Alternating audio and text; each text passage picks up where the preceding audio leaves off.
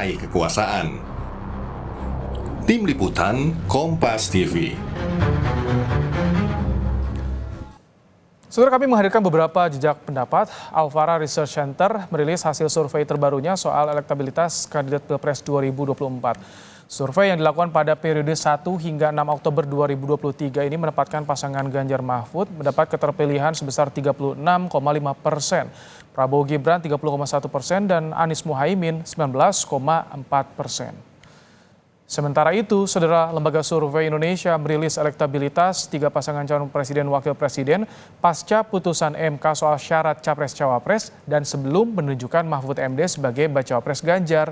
Survei dilakukan pada 16 hingga 18 Oktober 2023. Hasilnya, Ganjar Mahfud 26,1%, Prabowo Gibran 35,9%, dan Anies Muhaimin 19,6%.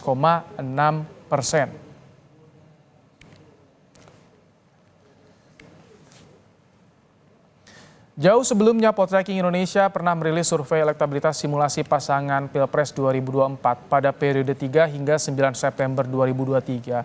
Dalam simulasi, Ganjar Mahfud meraih 31,6% keterpilihan, Prabowo Gibran 30,7%, dan Anies Muhaimin 18,4%. Survei ini dilakukan sebelum ada putusan MK dan sebelum ada deklarasi pasangan Ganjar Mahfud dan Prabowo Gibran.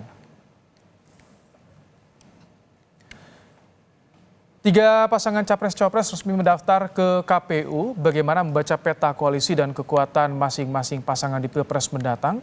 Kita akan bahas bersama Direktur Eksekutif Poltreking Indonesia, Hanta Yuda.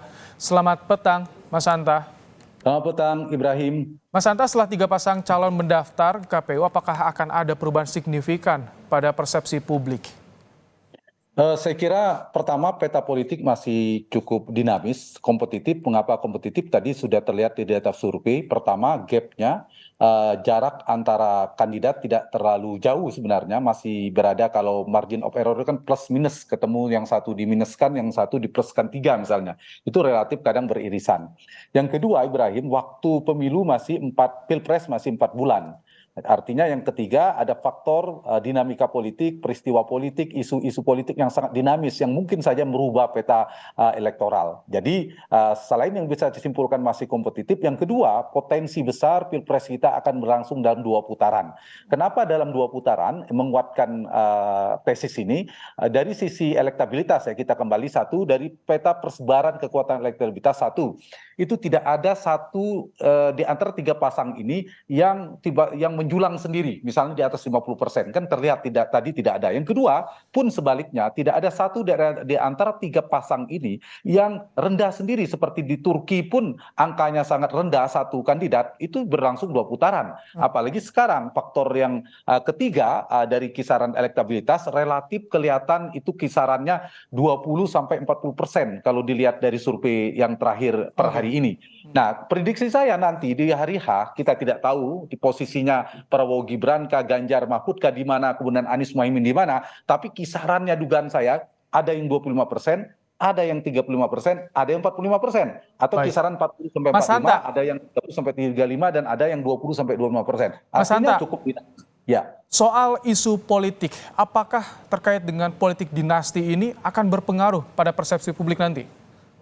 Iya, nanti isu akan muncul banyak sekali. Salah satu isu yang berpotensi menjadi amunisi politik bagi lawan pasangan Prabowo Gibran, atau dengan kata lain menjadi potensi yang bisa mengancam, tanda petik potensi mengancam, meskipun belum tentu Ibrahim ya, menggerus suara Prabowo Gibran, ada isu-isu negatif yang mereka harus hadapi. Sebenarnya ada 3 ancaman, selain satu basis, sebelum saya jawab pertanyaan itu ke sana nanti yang nomor 3. Nomor 1 ada potensi pemilih Prabowo Gibran itu di beberapa basis Prabowo 2019 yang lalu yang masih setia, misalnya Jawa Barat, sebagian besar Sumatera, misalnya mereka ini kan teridentifikasi tidak terlalu menyukai, tanda petik, Pak Jokowi, atau tidak mengapresiasi kinerja Pak Jokowi. Misalnya mereka kecewa, kemudian mengoreksi kekecewaan itu karena Gibran menjadi wakil Pak Prabowo semakin lengket dengan Jokowi, ada potensi tergerus. Nah, ancaman ini harus dihadapi, saya kira. Yang kedua adalah dari sisi relasi dengan PD Perjuangan, ketegangan politik dan seterusnya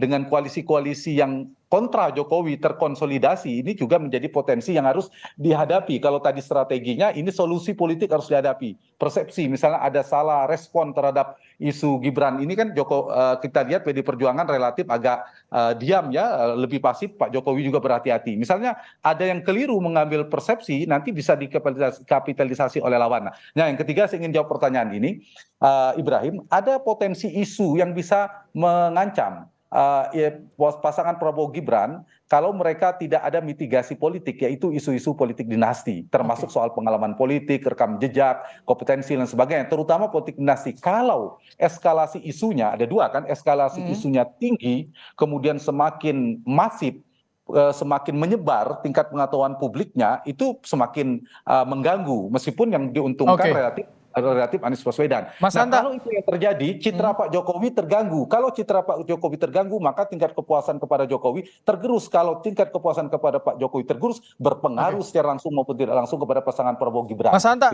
tadi Anda menyinggung soal suara dari PDI Perjuangan. Apakah dengan daftarnya Gibran ini ada potensi suara PDIP di Pilpres akan terpecah? Atau bagaimana, Mas Hanta? Ya, jelas akan terpecah menjadi dua. Terutama kita lihat saja ada satu pemilih di Pulau Jawa ini sangat menentu, yaitu terutama di Jawa Tengah sebagian Jawa Timur. Kita bicara Jawa Tengah, Ibrahim. Ini pertanyaan menarik yang menjadi perebutan antara Ganjar dan Prabowo. Dulu di 2019 di Jawa Tengah ini, mengapa Jokowi bisa menang tebal hingga 77 sekian persen, hampir 70%? Karena ada dua kekuatan besar di Jawa Tengah bersatu, yaitu kekuatan mesin politik PD Perjuangan yang dikenal kandang banteng. Yang kedua ada magnet personal dari Jokowi, pengaruh Jokowi sangat kuat dan itu bersatu, mereka menang tebal. Nah, sekarang dua kekuatan besar di Jawa Tengah ini terbelah, bukan terbelah, sekarang berhadap-hadapan, tinggal bertarung di kandang banteng ini. Tanda petik, bantengnya lebih mengikut ke lebih kemana sebagai pengembala, apakah tanda petik ya kepada PD Perjuangan, lebih kuat ke partai ID-nya PD Perjuangan atau ke Jokowi. Jadi simpulan dugaan sementara saya di Jawa Tengah, sulit bagi Mas Ganjar untuk mengalami kemenangan tebal seperti Jokowi di 2019 yang lalu. Tapi bahwa Ganjar dugaan saya masih unggul di Jawa Tengah, sangat mungkin masih unggul. Tapi jarak keunggulannya tidak bisa setebal Jokowi seperti Mas Hanta, tapi bagaimana dengan suara pendukung Jokowi? Apakah juga akan terbelah dengan kondisi ini? Apakah ada juga yang sudah yakin ke Ganjar? Ya, bisa kedua-duanya, tinggal lebih banyak kemana. Yang pemilih Jokowi yang betul-betul tidak terlalu tidak terlalu menganggap penting isu politik dinasti, relatif menerima misalnya, itu semakin solid mendukung Prabowo Gibran. Tapi sebaliknya ada yang kecewa, pendukung Jokowi 2019 dia akan bergeser ke bukan ke Anies tapi ke Ganjar Pranowo, makin solid. Jadi kalau kita bedah, memang pemilih Jokowi itu arah Pak Jokowi kemana kan ada sekitar 15-25% itu mengikuti telunjuk Jokowi diarahkan kemana, Ibrahim.